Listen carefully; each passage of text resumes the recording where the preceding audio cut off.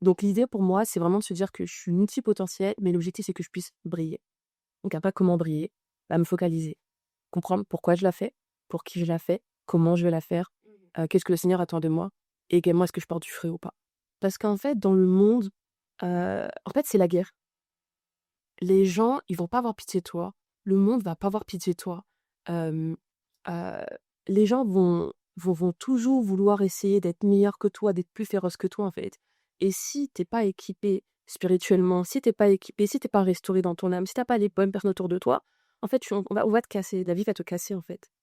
Ce qui va déterminer ta résistance, que ce soit spirituelle, dans ta vie spirituelle, mais aussi dans le monde, dans les projets que tu vas faire, la consistance, de ce que tu vas produire et les fruits que tu vas produire, ça va être l'investissement que tu vas donner à tes fondements, l'importance que tu vas donner à tes fondements. Et les fondements, aujourd'hui, là, par exemple, là, on est sur une salle, on voit pas ce qui se passe en dessous. Et les fondements, c'est quelque chose qui ne se voit pas. Et c'est quelque chose qui prend énormément de temps.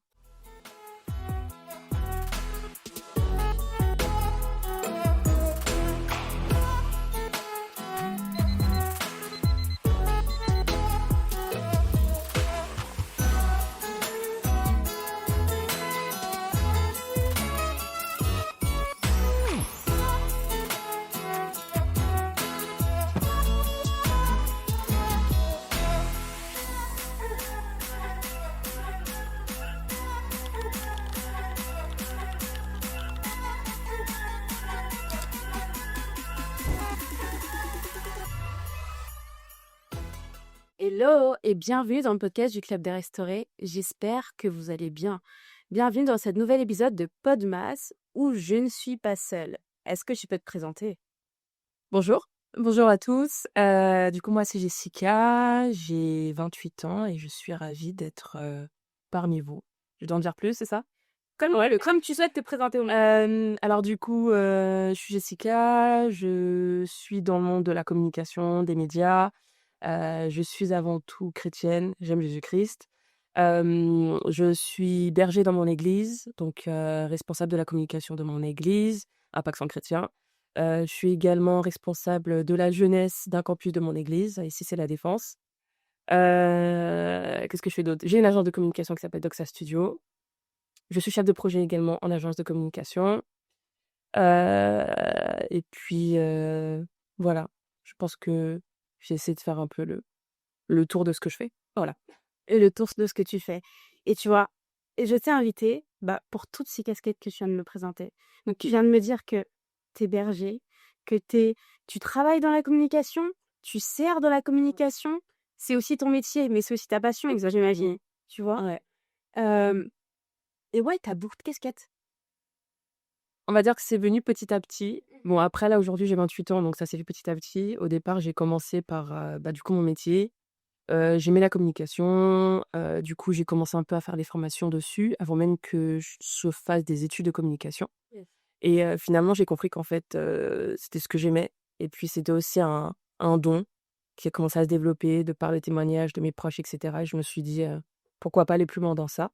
et j'en ai fait mon métier et puis après, bon, j'ai compris au fur et à mesure que moi, je suis un peu un profil 360, Yes. comme un peu un couteau suisse. Ça veut dire que j'ai du mal à rentrer dans une case. Donc j'ai pris beaucoup de temps pour savoir ce que j'aimais et puis quand ça a été assez clair et j'ai compris que j'avais plusieurs potentiels, je me suis dit: «Mais en fait, fais tout ce que t'aimes. Et puis après, c'en est venu donc la communication. Puis lorsque j'ai accepté Jésus, bah, j'ai commencé aussi pareil à mettre mes dons et mes talents pour le service pour Dieu, dans mon église locale.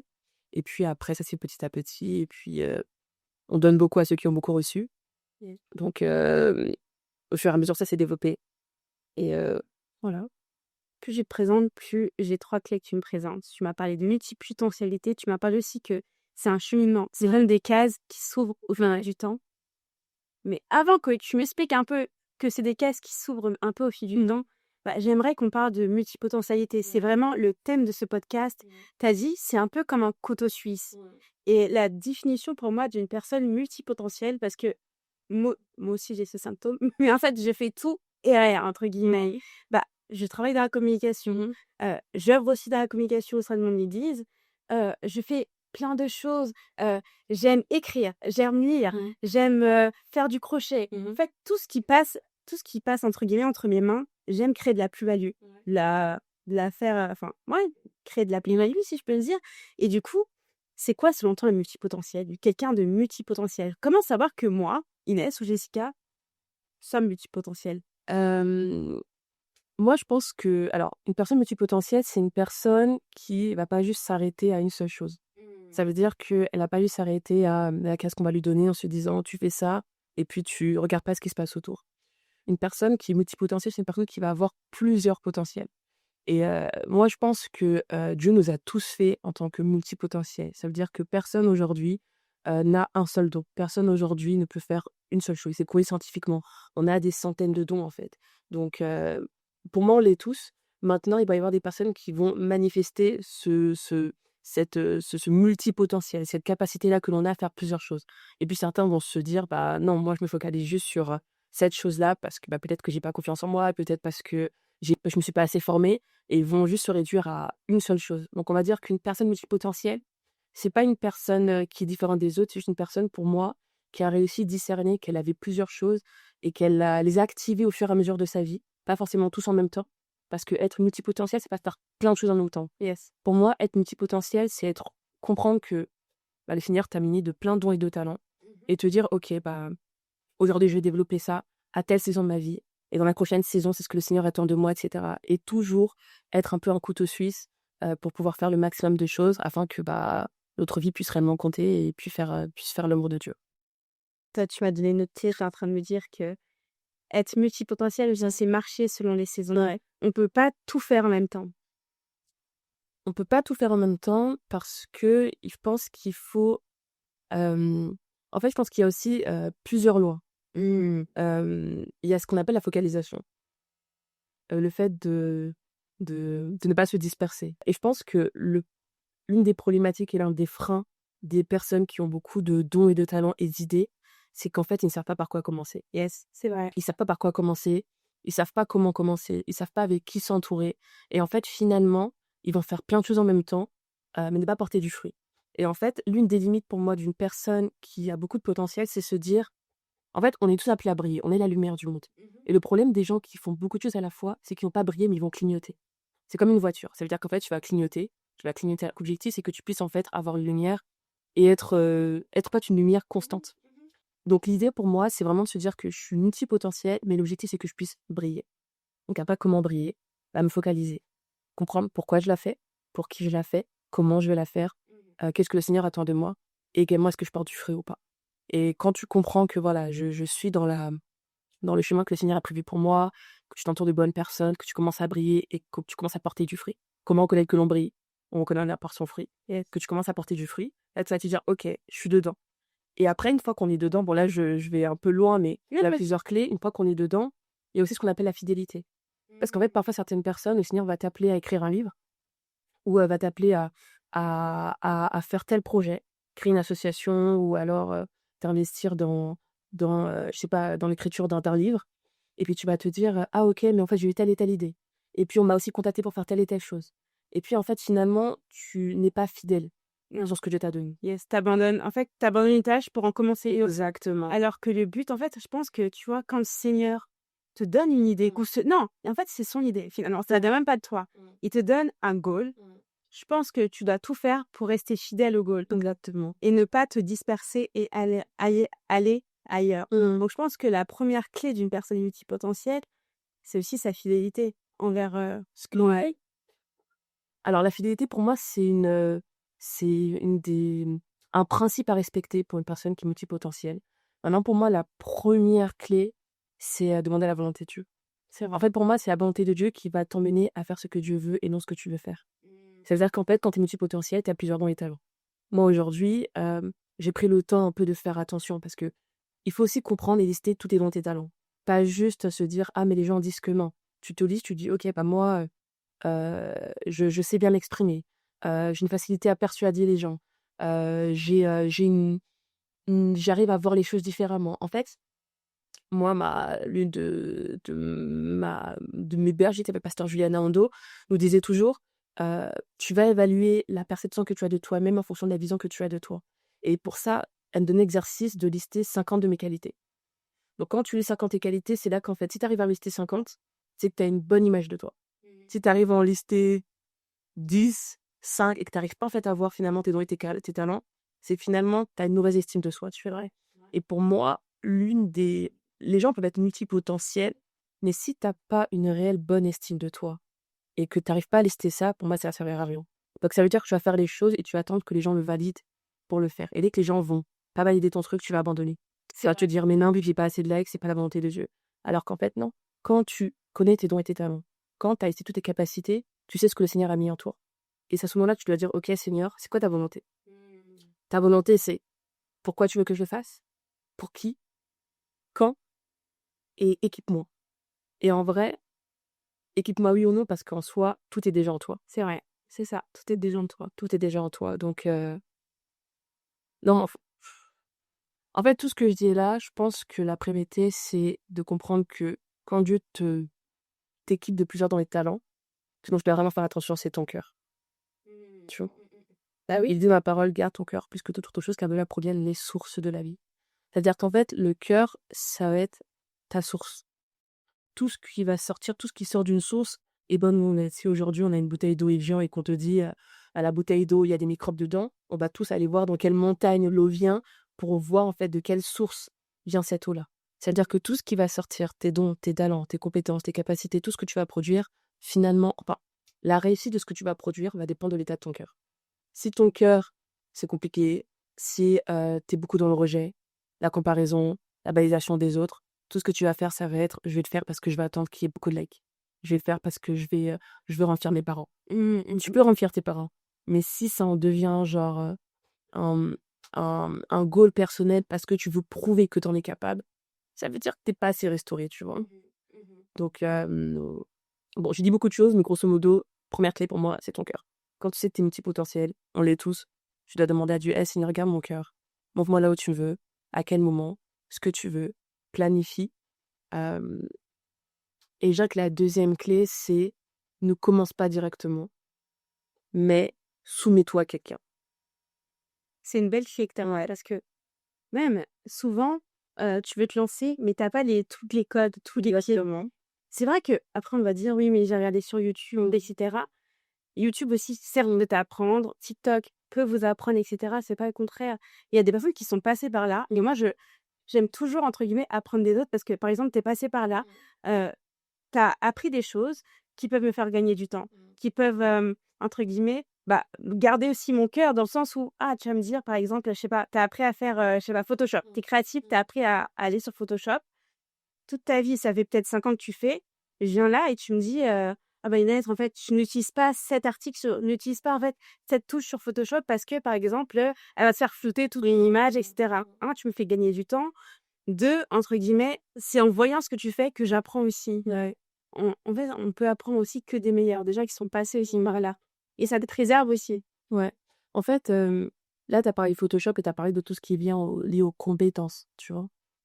Mais comme je le dis, si ta priorité, c'est d'abord ton cœur, donc c'est d'abord qui tu es avant ce que tu fais, tu dois comprendre que la personne que tu es, enfin, quand je dis te soumets-toi, ça veut dire, hem, plutôt au niveau du cœur. Ça veut dire, te dire, «Voilà, je vais être avec quelqu'un» parce que les compétences, je peux les apprendre sur YouTube. On les apprend tous sur YouTube aujourd'hui, tu as TikTok, tu as YouTube. Moi, je vais faire de la vidéo, je vais apprendre à faire un podcast comme ici, apprendre à régler les lumières, les micros et cetera. Je peux payer une formation, oui, chez quelqu'un, mais avec YouTube aujourd'hui, on peut au moins apprendre les bases, tu vois? Donc finalement, les compétences, tu pas forcément oui, tu as besoin de te soumettre à quelqu'un, mais dans la genèse des compétences, tu peux, pour moi, facilement apprendre sur YouTube, tu vois? Mais quand je parle de se soumettre à quelqu'un, ça veut dire que quand tu vas te mettre sous un leadership, tu vas, travailler à te battre pour la réalisation des projets qui ne sont pas les tiens. C'est vrai. Tu vas, apprendre la culture du sacrifice, te dire: «Bah, voilà, il faut que je me donne». Tu vas, te dire: «Bah, je vais me donner sans forcément que ce soit mon nom ou ma tête que l'on voit en avant» et c'est là qu'en fait Dieu va t'éprouver. Il va te dire: «Mais voilà, toi, tu es là, tu es censée être assistante, tu es censée, tes compétences. Tu es ultra compétente, tu fais des photos de fou, peut-être mieux que le photographe, mais tu es ton assistante. C'est toi qui regardes toutes les photos et cetera. La personne fait des photos, tout le monde dit: «Waouh, les photos sont magnifiques», mais les gens savent pas que c'est toi. Et toi, tu es en mode: «Mais je comprends pas, pourquoi il m'a pas taguée? Même si je suis l'assistante, tout vient de moi». Et ben, en fait, le fait que tu te soumettes dans une organisation comme ça, va te permettre, en fait, de comprendre quel est l'état de ton cœur, tu vois?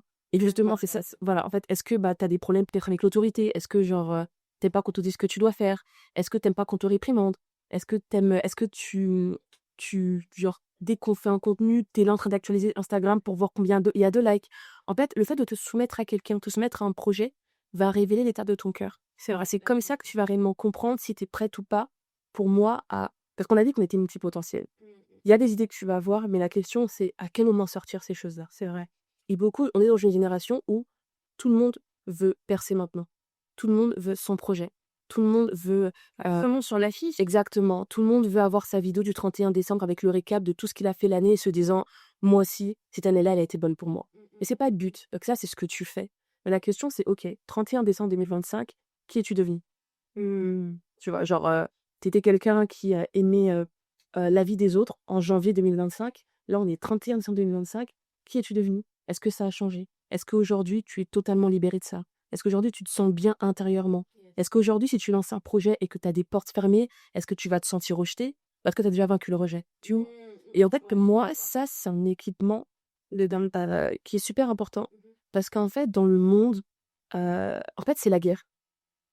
Les gens, ils vont pas avoir pitié de toi. Le monde va pas avoir pitié de toi. Euh, euh, les gens vont toujours vouloir essayer d'être meilleurs que toi, d'être plus féroces que toi, en fait. Et si t'es pas équipé spirituellement, si t'es pas équipé, si t'es pas restauré dans ton âme, si t'as pas les bonnes personnes autour de toi, en fait, on va te casser. La vie va te casser, en fait.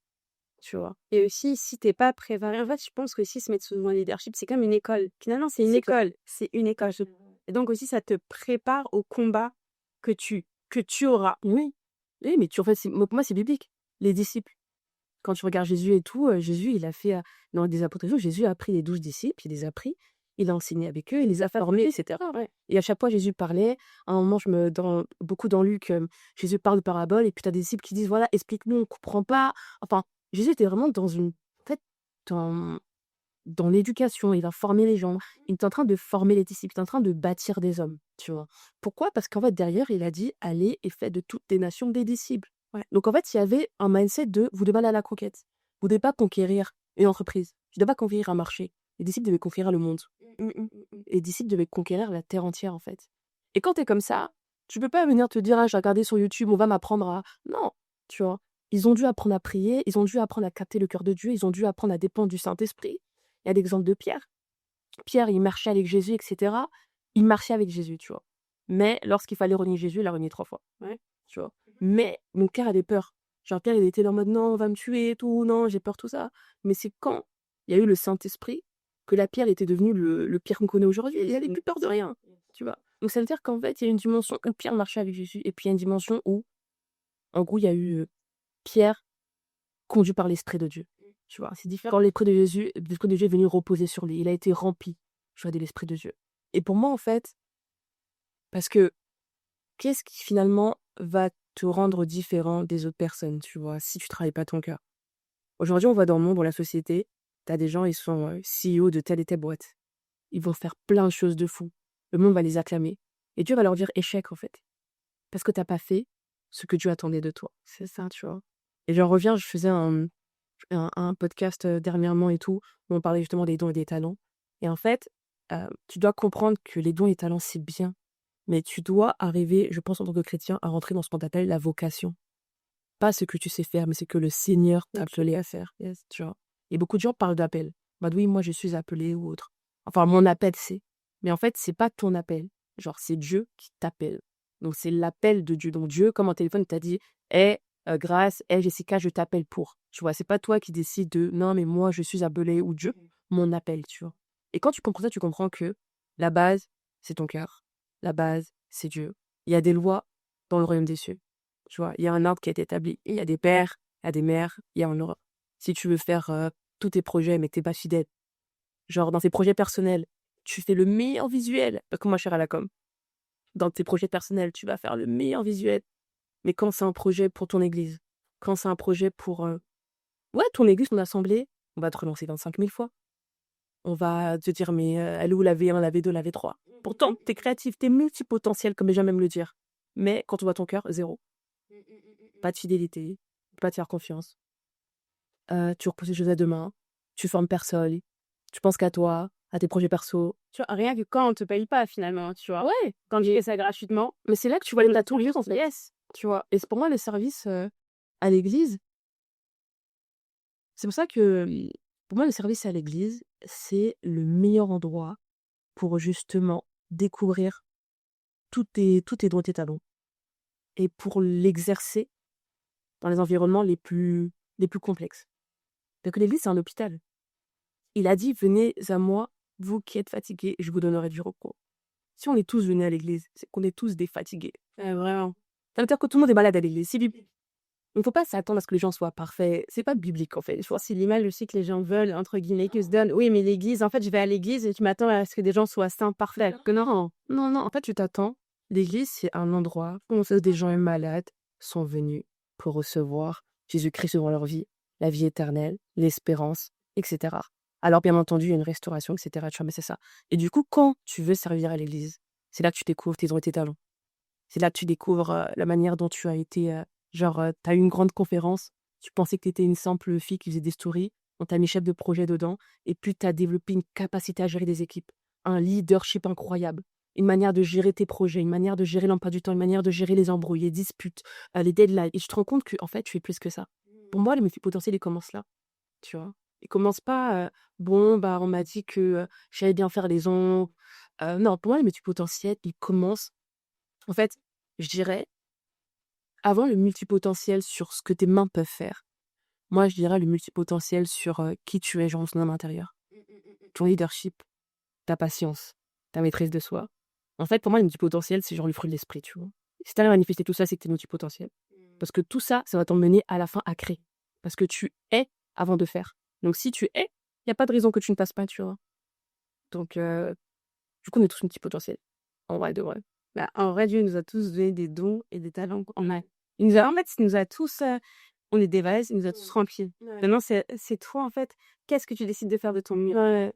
Et aujourd'hui, dans le monde, si par exemple, là, on est toutes les 2 et que Dieu te dit: «OK, je vais t'en donner 10 et moi je vais m'en donner un», on peut se dire: «Bah, celle qui va en avoir un, elle va se sentir un peu lésée», tu vois? «Oui, mais pourquoi elle en a plus que moi?» et cetera. Et aujourd'hui, on a beaucoup et je pense beaucoup qui nous écoutent, qui se disent, «Bah ouais, Dieu, elle parle de plein de dons et talents, mais moi, j'en vois qu'un seul, genre je vois pas forcément, en quoi je suis multipotentielle». Et en fait, moi, j'ai compris un truc, c'est que, par exemple, si moi j'ai un talent quand on a 10, si par exemple toi, tu sais faire la cuisine, tu sais faire les ongles, tu sais faire les cheveux, tu sais faire la déco, tu es architecte, tu sais faire genre tu as 10 talents, tu vois? Et que moi aujourd'hui, mon seul talent, c'est jouer au foot comme Lionel Messi. Entre toi et moi, en vrai de vrai, qui va gagner genre mieux sa vie? Celle qui a un seul talent, tu vois?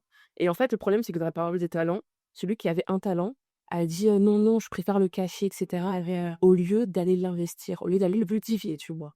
Et quand le chef est venu, il lui a dit: «Mais non, bah, pourquoi tu as fait ça?» Genre, tu vois, tu as fait ça parce que tu avais peur, alors qu'en fait, c'était pas du tout le tu devais en fait aller l'investir, aller le multiplier, aller le fructifier, tu vois?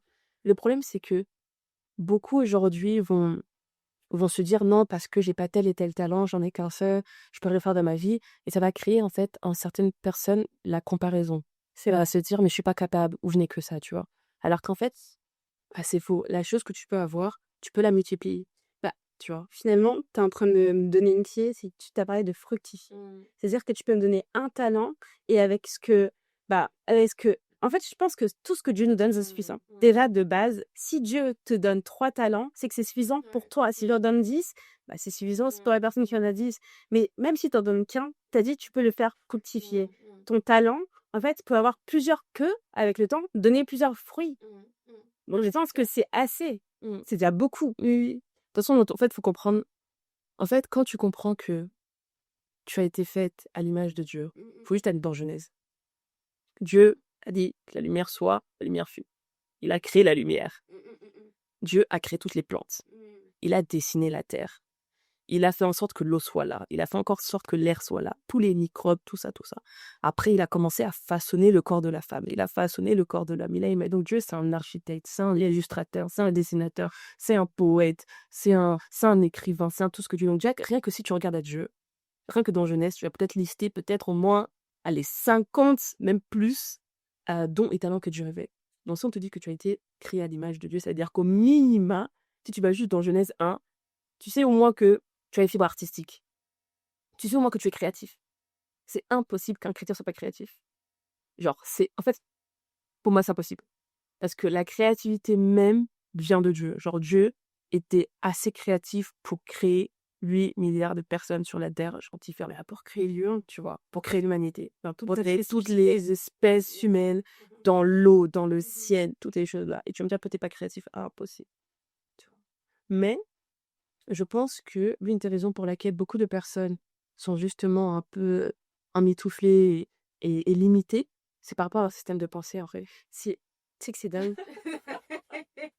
C'est vraiment un vrai de vrai.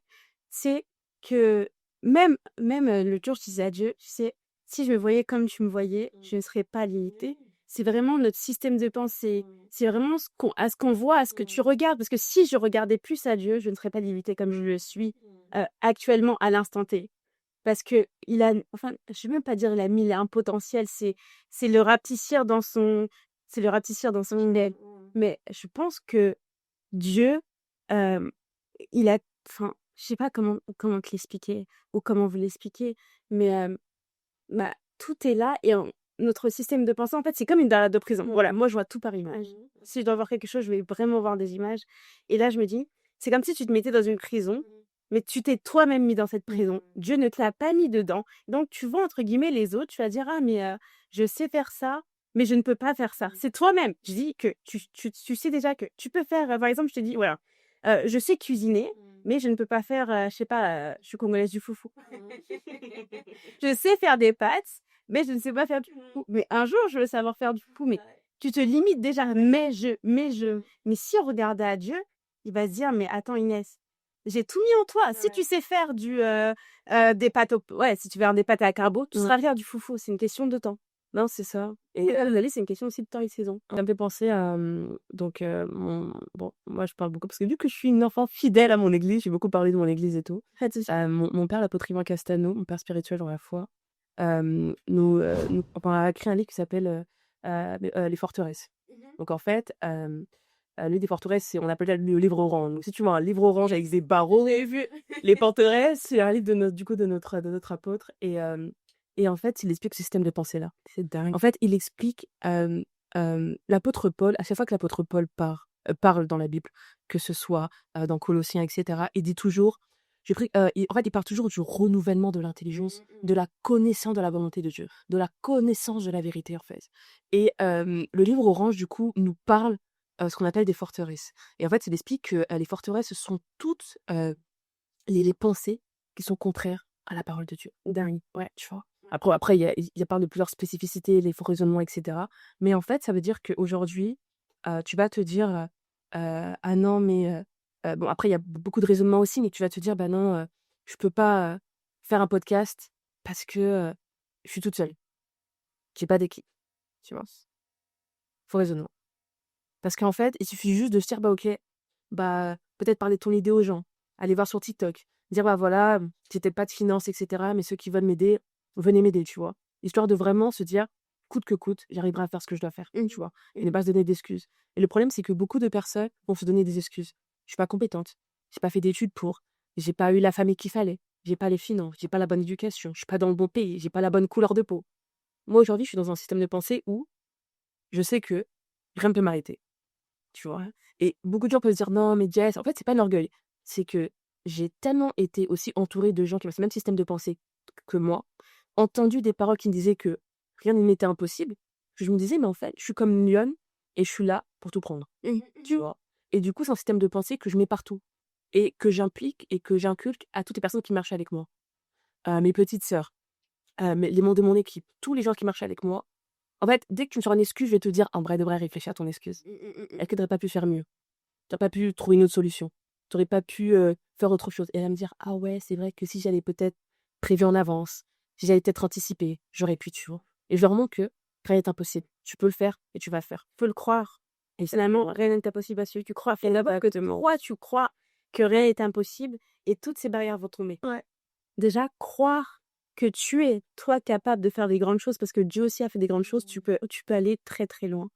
Et en tant que multipotentiel, depuis tout à l'heure, tu me donnes des clés. Il faut que je les avale. Tu me donnes des clés qui ouvrent des portes, Mais selon toi, Tu as parlé de la première qualité d'un multipotentiel. J'ai beaucoup aimé, tu as dit que c'est son cœur. Ensuite, tu as aussi parlé de temps et de saison. Mais comment, aujourd'hui, il y a des personnes qui nous regardent et ils sont là, ouais, Jessica, elle essaie trop bien, elle a super bien parlé, elle m'a donné énormément de clés. Mais comment apprendre à gérer tout ça? Je sais pas comment t'expliquer, mais OK, je suis multipotentielle. Qu'est-ce qui fait que comment apprendre à gérer tout ce que Dieu m'a donné? Ok. Donc là, dans ta question, on est déjà à l'étape où la personne a déjà commencé à développer ses choses et après elle a besoin d'aider à s'organiser, ou est-ce que justement elle n'a pas encore développé, elle sait que... Je pense qu'elle a pas encore développé. Ok. Je peux donner les 2 types de cas, tu vois? Comment réussir à gérer? Ouais, dans la Bible, là. Il y a un verset qui dit, il y a un verset dans Proverbe 25-28, il est écrit: «L'homme qui ne peut pas retenir son esprit est comme une ville où il y a brèche et qui est sans muraille». Ça veut dire que la multipotentialité, comme on l'a dit, c'est très bien. Dieu te donne des dons et des talents, c'est très bien. Maintenant, il y a une chose que tu dois faire, c'est apprendre à aligner ses dons et ses talents conformément à la parole de Dieu. Euh, Dieu ne condamne pas la pluralité des dons, mais elle va vraiment insister sur ce que tu vas en faire et comment tu vas le faire, tu vois. Euh, Moi, pour moi, la première chose, c'est que un don, enfin, pour savoir si t'es multipotentiel ou pas, ça doit juste pas être un témoignage personnel. Yes. Ça doit être vraiment être un témoignage des gens qui sont autour de toi. Donc, beaucoup poser des questions sur ce que les gens, comment les gens te voient. Et beaucoup faire aussi attention à ce que les gens disent de toi. Parfois, tu vas te dire, non, mais moi, tout ce qu'on me dit, c'est que je sais bien faire le ménage. Et t'as pas conscience à quel point c'est une grâce de savoir faire le ménage. Parce que tu sais faire bien et rapidement. Là où certaines personnes le font mal, oublient des choses et le font très lentement. C'est-à-dire qu'en fait, toute chose que tu fais mieux qu'une personne, c'est une grâce. Tu vois. Donc, je pense, voilà, avoir des témoignages, faire un peu un recensement personnel, faire une introspection sur ce que tu sais faire de bien, ce que les gens ont dit de bien sur toi, et aussi poser des questions. Mais qu'est-ce que tu penses de moi? On a bossé ensemble sur tel et tel projet. Est-ce que tu peux me faire un retour d'expérience? Parce que beaucoup de personnes vont travailler sur des projets et ils ne vont jamais chercher à avoir l'avis des gens. Moi, il est toujours à mes équipes, vous devez absolument, quand vous travaillez avec des personnes, savoir ce que les gens pensent de vous. C'est important. Parce que si c'est mauvais, tu vas savoir ce qu'il y a à améliorer. Et si c'est bon, tu vas savoir ce qu'il y a ce que tu dois continuer à travailler, à faire grandir, à faire mûrir en maturité, tu vois. Donc, le témoignage des personnes. Et après, beaucoup prier sur ça. Une fois que tu as le témoignage des gens, beaucoup mettre ça entre les mains des gens en disant: «Bah, voilà, on a dit que j'étais ci, j'étais ça, sinon je te recommande ce don, puis tu recommandes ton talent». Il a dit: «Recommande ton sort à l'Éternel», tu vois? Donc tu dois recommander, tous tes dons, tes talents à Dieu. C'est pas pour moi, c'est pour toi. Je veux pas le faire pour que les gens m'acclament, je vais le faire pour toi, pour les âmes. Car Dieu a tant aimé le monde qu'il a donné son Fils unique afin que qui croit en lui ne périsse point et ait la vie éternelle. Dieu aime le monde, Dieu aime les âmes qui sont dans le monde, tu vois. Donc quand c'est comme ça, tu dois savoir que tout ce que le Seigneur a mis en toi, c'est pas pour toi, c'est pour le monde. Tout ce qu'il fait, c'est pour lui, c'est par lui, c'est pour sa gloire, c'est pas pour toi. Donc quand tu comprends ça, tu dois mettre ça en prière directe. Donc recenser, et tu verras que parfois, si tu n'arrives pas à trouver tes dons et tes talents, ça veut dire que tu as une mauvaise estime de toi-même. Donc tu dois premièrement travailler sur le portrait que tu as de toi-même. Yes. Si ton estime de toi, elle est bizarre, ne fais rien. Sinon, le monde, la vie des gens va te casser, va te briser. Travaille sur la restauration de ton âme. Donc, fais un recensement de tes dons et tes talents, personnels et par rapport à ce que les gens pensent de toi. Demande des avis aux gens concrets. Dis-leur voilà, d'être vrai. 2, remettre ça entre les mains de Dieu. Une fois que tu as la liste de tes dons et tes talents, dis Seigneur, je te recommande tel don, tel talent. On m'a dit ça, confirme-le, montre-le-moi. Mets-moi dans des environnements où je pourrais développer ça. Et surtout, et 3, voilà, demande à Dieu de t'ouvrir les portes.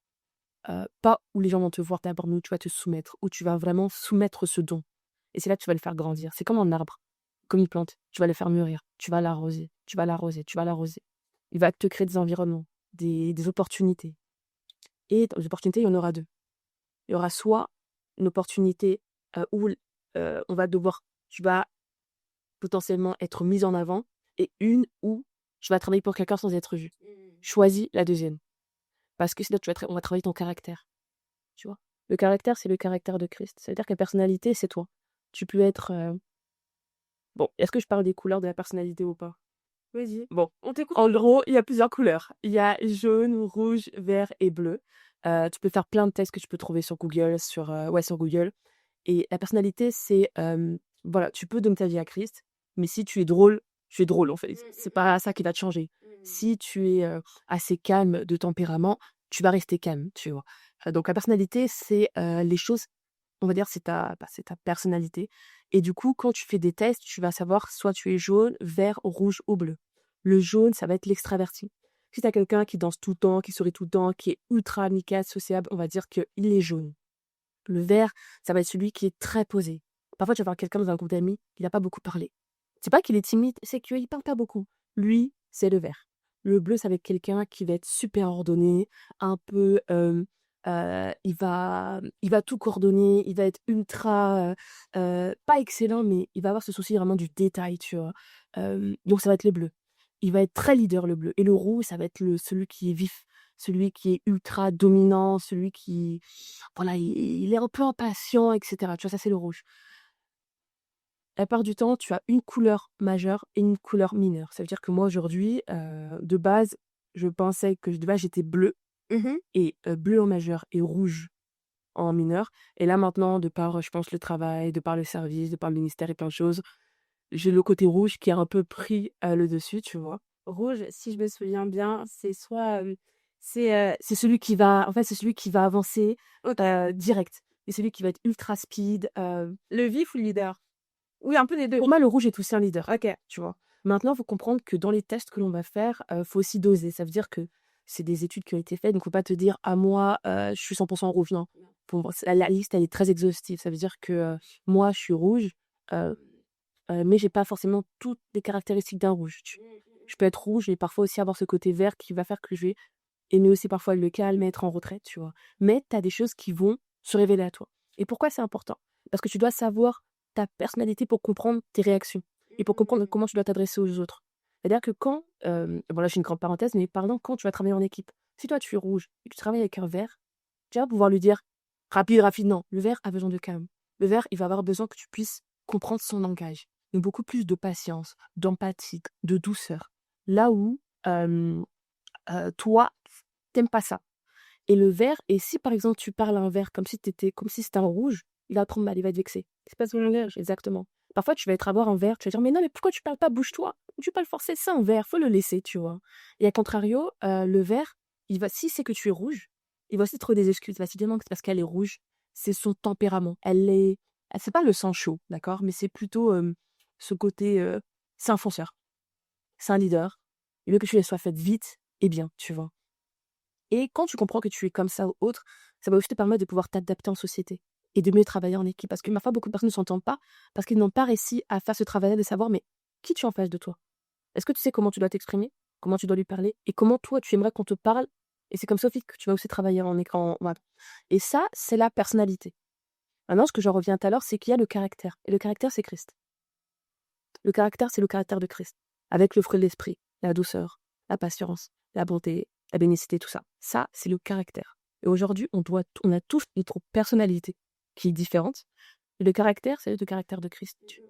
Et aujourd'hui, justement, c'est en travaillant, en te soumettant à des personnes, en travaillant ton potentiel, que là, tu vas réveiller et travailler ton caractère. Là où tu avais le manque de pardon, tu vas devoir pardonner.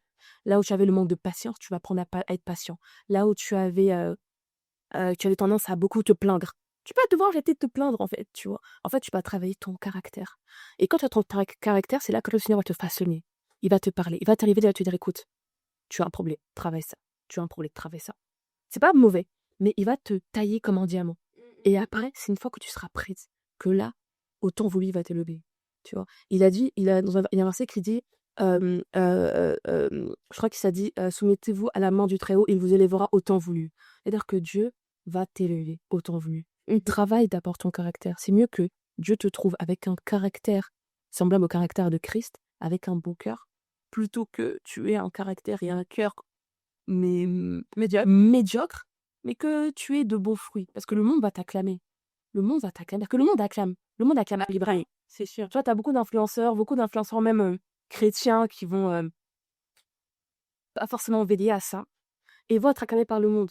Mais quand tu regardes, ah, ok, mais qu'est-ce qui a, quelle vie as-tu béni? Quelles sont les personnes qui peuvent dire, mais je rends grâce à Dieu pour ta vie, tu vois? Est-ce qu'aujourd'hui, tu es patient? Est-ce que quand tu es dans une pièce, les gens se disent, mais waouh, quand tu parles, c'est agréable. J'ai été encouragée par ta parole. En fait, qu'est-ce que tu as produit dans la vie des gens? Quelle est la lumière dans la vie des gens que tu as illuminés? Quelles sont les ténèbres qui sont passées de ténèbres à lumière, tu vois? Et ça, c'est le réel but, tu vois? Et quand tu comprends ça et que tu sens que le Seigneur est en train de travailler en toi, là, il va te dire: «Écoute ma fille, écoute mon fils, maintenant c'est le moment. Maintenant vas-y, maintenant montre-toi», tu vois? Maintenant, il faut comprendre que pendant que Dieu travaille ton caractère, ça veut pas dire que tu dois être passif.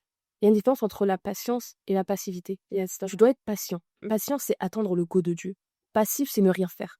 C'est-à-dire que tu peux attendre le go de Dieu tout en travaillant ton intérieur, tout en te formant dans le secret, tout en allant regarder ce qui se passe, aller dans des salons, aller dans des expos, télécharger des logiciels pour te les former. masterclass, tout ça. Exactement. Ça, c'est la patience. Ça veut dire que tu attends le go de Dieu, mais tu continues à te bâtir, tu continues à te construire, tu continues à investir en toi. Tu vois?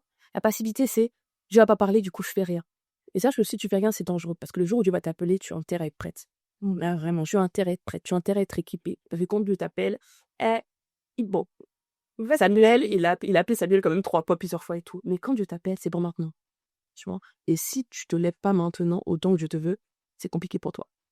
Tu vois? Parce que dans la vie, il y a une question de saison. Tu vois? Tout comme dans le monde, tu vois, t'as l'été, t'as l'hiver, là, il fait un peu froid, etc. On va bientôt rentrer en hiver. Tu as des saisons, en fait. Et il y a les saisons de Dieu. Et quand Dieu t'attend à une saison, c'est pour que en fait, pour moi, la saison de Dieu, c'est l'environnement dans lequel tu vas porter le plus de fruits. Yes. C'est là où tu vas être à ton plein potentiel. Et si tu t'éloignes de la saison de Dieu, bon, il y a la miséricorde de Dieu, il y a la grâce de Dieu. Oui, oui. Tu peux porter du fruit, mais je pense que tu ne porteras pas autant de fruits si tu avais été réellement C'est ça. dans la saison de Dieu. Et puis tu verras, tout, en fait, c'est dans ta saison, tout concorde. Il est le maître des temps et des circonstances. Tu vas voir, il va attirer des gens, des opportunités, des finances. En fait, c'est comme si les gens vont être attirés par toi. Yes. C'est une dimension où, en fait, c'est vraiment ce côté, la loi de l'attraction. Tout en fonction de la saison de Dieu, parce que tu auras dit oui, parce que tu auras été préparé, tout va être attiré. Mais c'est pas toi qui vas les chercher, tu vois. Là où quand c'est pas ta saison, tu galères.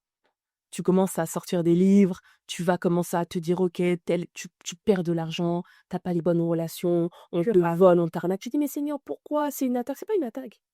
C'est pas une attaque. Peut-être que c'est pas la volonté de Dieu, peut-être que t'as pas écouté, peut-être que t'as pas travaillé ton caractère, c'est pas une attaque. La main de Dieu ne peut pas être sur toi, ne peut pas t'accompagner, ne peut pas te porter si tu n'obéis pas à Dieu. Dieu fonctionne avec son obéissance. Tu vois. L'une des clés, pour moi, d'une personne qui a un plein potentiel, c'est de quand on a dit travailler le cœur.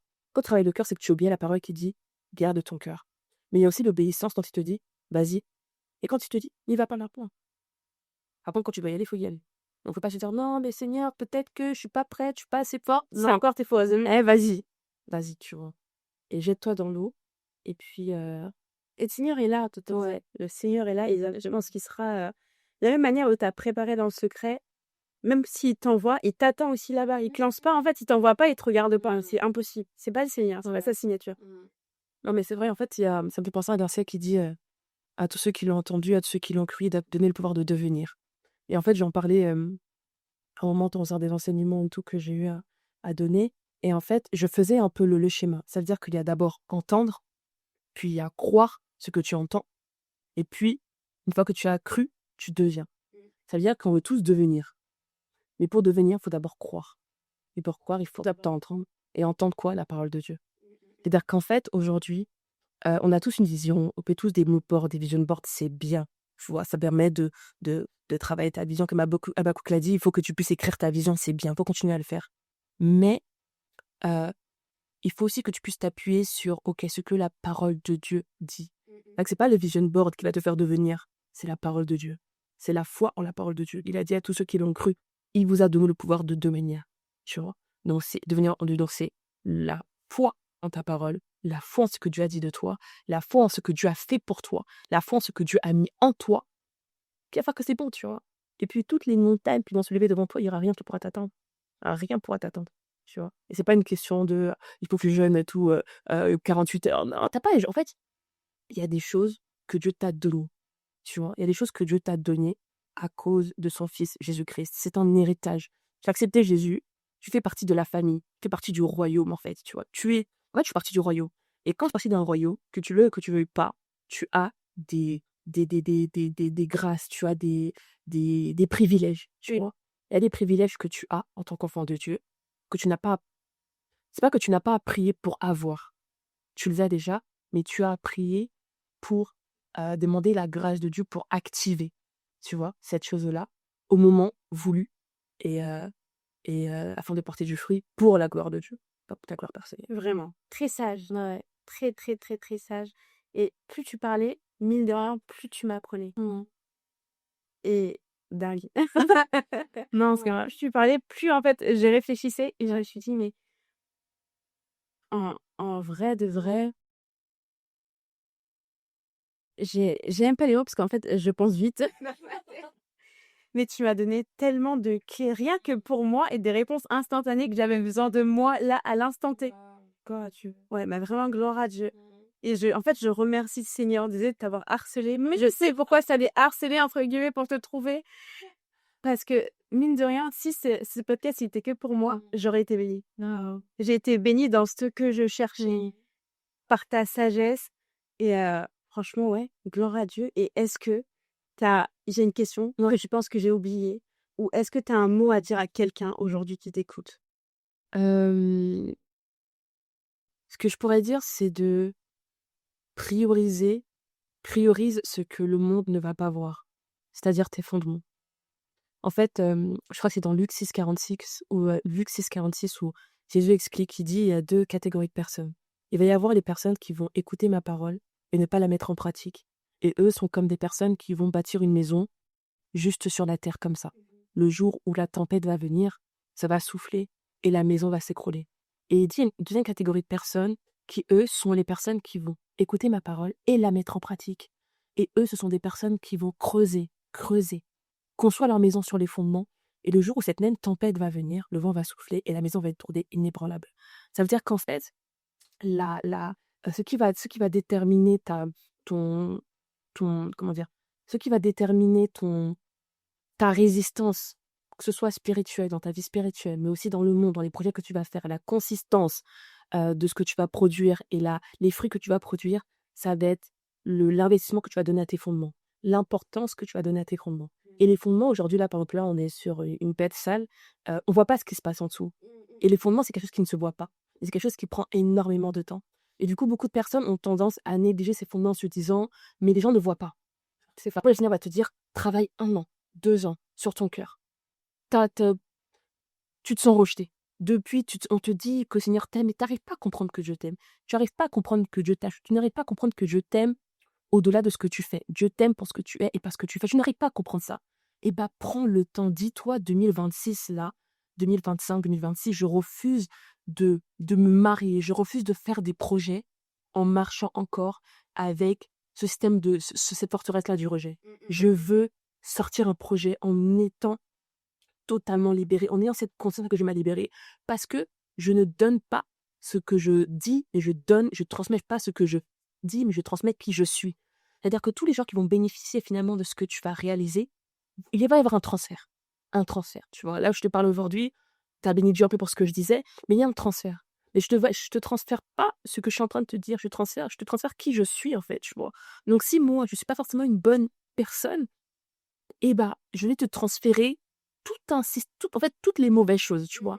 Et c'est important de comprendre que si tu veux influencer, tu dois influencer bien. Et si tu aimes les âmes, carrément, tu dois faire en sorte de donner le meilleur de toi. Amen. Donc, travaille tes fondements, prends le temps qu'il faut, parce que le jour où tu verras que tout sera bien et que les fondements seront bien, bien scellés, plus rien ne pourra t'arrêter. Toutes les montagnes qui vont se lever devant toi, peu importe la force du souffle, la force des épreuves, la force du vent, là, il n'y aura rien qui pourra t'arrêter. Ni le regard des gens, rien du tout, tu vois. Et Dieu sait qu'un chrétien va avoir des combats. C'est biblique, hein. Et voilà pourquoi tu dois vraiment travailler à privilégier, être intentionnel dans le travail de tes fondements. Cherche Dieu, cherche le cœur de Dieu, soupire après lui. Euh, Parce que tout ce que j'ai là, certains se diront, mais ouais, mais j'y arrive pas. J'entends, mais j'y arrive pas. J'ai compris que j'étais multipotentielle. J'ai compris que voilà, il fallait que je développe mes dons, mes talents. Je suis en train d'écouter un podcast qui me revigore et qui me stimule et tout. Mais quand je regarde à ma vie, je me dis, je suis encore dans le péché. J'ai compris qu'il fallait pas du coup que je fasse. Il fallait d'abord que je travaille qui je suis avant de faire. Et tu te dis, ouais, peut-être que je suis encore dans le péché, c'est compliqué, j'ai encore plein de choses, etc. Dans Romains 8 et non, dans Romains 7 et dans Romains 8, l'apôtre Paul explique en fait. Il explique, il y a un verset qui dit, qui crie à Dieu parce qu'il dit, je fais ce que je déteste. Et en gros, Paul explique que tout comme toi et moi avant, on avait du mal réellement à obéir à la parole de Dieu. Tu sais que c'est mauvais. Tu sais que tu dois te détacher de ça pour rentrer dans ton plein potentiel, manifester tous ses doigts et ses talents et briller parce que tout le monde veut briller. Et c'est normal que tu veuilles briller. Genre, t'es faite pour ça, t'es faite pour dominer, t'es créée pour dominer, donc c'est normal. Et tu te dis, mais je suis tellement éloignée, c'est tellement compliqué, j'y arrive pas. Et en fait, l'apôtre Paul, il t'explique dans Romains 7 ce que tu ressens. Et ça montre que ce que tu ressens, c'est biblique et que Dieu sait ce que tu ressens, un, et que Dieu ne t'en veut pas, deux, et qu'en vrai, ça va aller. Et dans le chapitre 8, il explique et il dit, il n'y a donc plus aucune condamnation à ceux qui sont en Jésus-Christ. Et je t'invite vraiment à lire tout chapitre 8 parce qu'en fait, c'est incroyable. Et je le lisais cette semaine.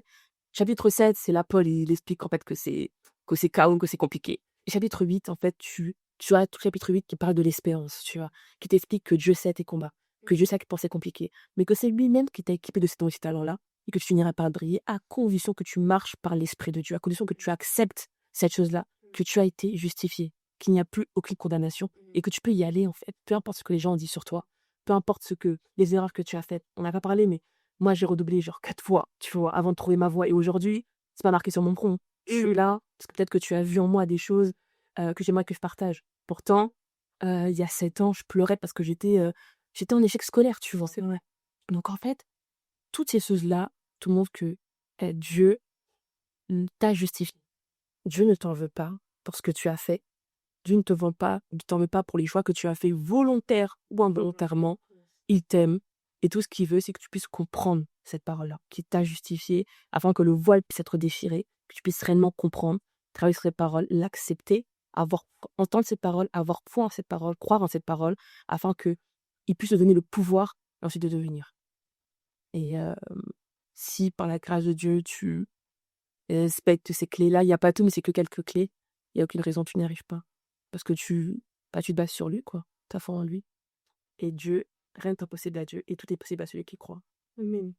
Donc voilà. Je pense que, grosse conclusion, mais... Non, mais Amen, et j'ai un dernier Oui. point, si tu le souhaites. Oui, bien sûr. Est-ce que tu peux prier pour une personne qui nous regarde Ok. et qui se dit, bah, ok, non, c'est vrai, j'ai entendu. Et comme tu disais, bah, je ne me sens pas capable. Je ne me sens pas légitime. Bah, déjà, moi-même, je ne pardonne pas pour ce que j'ai fait. Ou une personne aussi qui se dit, ok, bon, bah, Dieu m'a envoyé. Je vis, entre guillemets, je me prépare dans le secret, mais j'ai peur. J'ai vraiment la peur m'a longtemps paralysée. Là, je me lance, il m'aura Dieu, mais la peur m'a fait m'asseoir très longtemps. Et je me dis, il y a des personnes comme moi qui étaient comme moi hier. Est-ce que tu peux prier pour toutes ces personnes-là par rapport à ce que Dieu, toi, te met à cœur? Si tu as une prière à faire pour quelqu'un ce soir. Père de grâce, nous te disons merci. Merci Seigneur pour ce moment, pour ces paroles qui, nous croyons, Seigneur, ont béni plusieurs personnes qui nous écoutent ou qui vont nous regarder.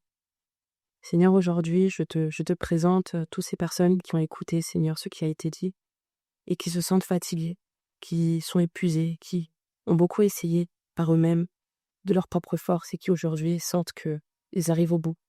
Ils sont conscients qu'ils ont des dons, des talents. Certains sont conscients, d'autres pensent qu'ils n'ont rien.